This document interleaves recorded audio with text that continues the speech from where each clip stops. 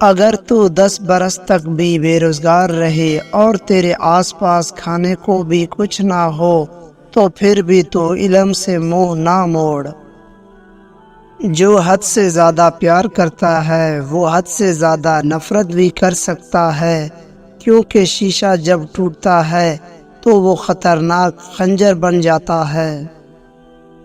زہر دکانوں پر نقلی اور زبانوں پر اصلی ملتا ہے۔ زیادہ کی ہوس حاصل شدہ کا لطف نہیں لینے دیتی۔ انسان کی عقل صرف اتنی ہے کہ اسے جانور کہا جائے تو ناراض ہو جاتا ہے اور شیر کہا جائے تو خوش ہو جاتا ہے۔ بہترین وقت وہ ہے جس میں بدترین لوگ سامنے آ جائیں۔ پتھر میں ایک نقص ہے کہ وہ کبھی پگھلتا نہیں، لیکن پتھر میں ایک خوبی یہ بھی ہے کہ وہ کبھی بدلتا نہیں۔ خوش فہمیوں کے سلسلے اتنے دراز ہیں کہ ہر اینٹ سوچتی ہے کہ دیوار مجھ سے ہے۔ جب چاقو، خنجر، تیر اور تلوار آپس میں پوچھتے ہیں کہ گہرا زخم کون دیتا ہے تو الفاظ پیچھے بیٹھ کر مسکراتے ہیں۔ جب اللہ بہترین سے نوازتا ہے تو پہلے آزمائش سے گزارتا ہے۔ رشتوں کو ایسی خوبی سے نبھائیں جیسے شہد کی مکھی پھولوں سے رس بھی لے لیتی ہے اور ان کا نقصان بھی نہیں کرتی۔ زندگی کتنی عجیب ہے، ہر انسان دنیا کی قید سے رہائی مانگتا ہے اور رہا ہونے سے ڈرتا ہے۔ حسد دراصل خود اعتمادی کی کمی کا نام ہے۔ زخم چھپانے کا ہنر سیکھو، ورنہ یہاں ہر دوسرا انسان ہاتھوں میں نمک لیے پھرتا ہے۔ انسان سب کچھ بھول سکتا ہے سوائے ان لمحوں کے جب اسے اپنوں کی ضرورت تھی اور وہ دستیاب نہ تھے۔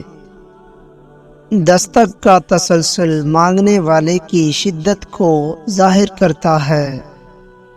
ہمارا تعلق اس نابینا معاشرے سے ہے جہاں اداسی کا یقین دلانے کے لیے آنسو بہانا پڑتا ہے اور بیماری کا یقین دلانے کے لیے مرنا پڑتا ہے۔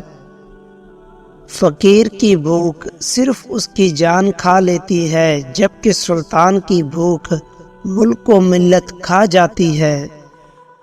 کچھ لوگ آپ سے صرف اتنی محبت کرتے ہیں جتنا وہ آپ کو استعمال کر سکتے ہیں۔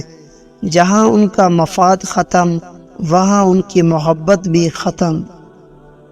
دولت حیثیت بدل سکتی ہے، اوقات نہیں۔ کسی ناقدر شخص سے محبت کرنا ایسا ہے جیسے آپ اسے سونے کے پیالے میں آب حیات پیش کریں اور وہ اسے ہونٹوں سے لگانے کے بجائے اپنے پیر دھو لے۔ جب انسان کا غم یا خوشی حد سے زیادہ بڑھ جائے تو دنیا اس کی نظر میں حقیر ہو جاتی ہے۔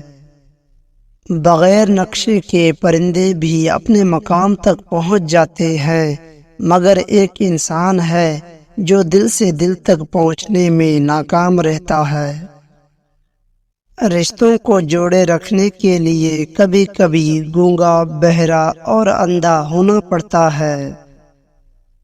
تیرے وجود کی بنیاد تیرا باپ ہی ہے، اگر وہ نہ ہوتا تو بھی نہ ہوتا۔ تو جان لو تمہارے اندر جو بھی اچھائی ہے اس نعمت کی بنیاد تمہارا باپ ہے۔ انسان سے محبت وہی کر سکتا ہے جس پر خدا مہربان ہو۔ اگر آپ حادثاتی طور پر کسی سے 2-4 کتابیں زیادہ پڑھ گئے ہیں تو انہیں ہضم کرنا سیکھیں، دوسروں کا جینا حرام نہ کریں۔ خودکشی اسلام میں حرام ہے اور موت مسائل کا حل نہیں ہوتی۔ اچھی باتیں پڑھنے کی عادت ہو تو اچھی باتیں کرنے کی عادت خود بخود بن جاتی ہے۔ ہم لوگ نیک بننا نہیں، صرف نیک دکھنا اور نیک کہلانا چاہتے ہیں۔ اور یہ منافقت کا سب سے اعلیٰ درجہ ہے۔ انسان اکڑ کر ایک ٹالے پر نہیں چڑھ سکتا، لیکن جھک کر ایک پہاڑ پر پہنچ سکتا ہے۔ عاجزی سے جھکنا سیکھے تاکہ بلندی نصیب ہو۔ یہ دنیا بوڑھی ہو چکی ہے اور مجھے وہ دنیا چاہیے جو بچوں کی طرح مسکرائے۔ اگر قدر نہیں کرو گے تو اللہ چھین لے گا، وہ پھر چاہے رزق ہو یا عشق۔ زندگی مسلسل امتحان ہے، یہاں 10 بار گرنے کے بعد 11ویں بار اٹھ جانے کا نام کامیابی ہے۔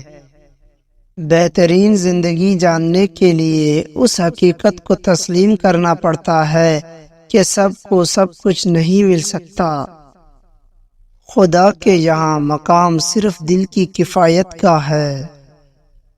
پریشان نہ ہو، اللہ بھی وہی دروازہ کھولتا ہے جس کی چابی آپ کے پاس نہیں ہوتی۔ جب دولت قریب آنے لگتی ہے تو 2 چیزیں ظاہر ہونا شروع ہو جاتی ہیں، ایک دروازے پر سائل اور دوسرا خواب میں دولت نظر آنے لگتی ہے۔ مرد کی فطرت ہے، اسے مکمل مل جانے والی چیز سے اکتاہٹ ہونے لگتی ہے۔ انسان دنیا میں بہت سے برے کام مختلف قسم کے خوف کی وجہ سے کرتا ہے۔ اگر خدا کی مدد پر یقین کامل ہو جائے تو انسان برائیوں سے بچ سکتا ہے۔ خواہشات سوئے ہوئے کتے کی طرح ہے، ان کے اندر خیر و شر پوشیدہ ہے۔ اچھا بولنے سے پہلے اچھا سننا ضروری ہے۔ ایک انسان کو پہلے اچھا سننا چاہیے اور اسی سے بولنے کا فن سیکھنا چاہیے۔ سب سے بہتر اور عزت کا لمحہ وہ ہے جسے اپنی محنت اور کوشش سے حاصل کیا جائے۔ روٹی کا خشک ٹکڑا اور یا رازق لکھ کر جیب میں رکھا کرو، بہت جلد دولت مند بن جاؤ گے۔ Please subscribe my YouTube channel and like share this video.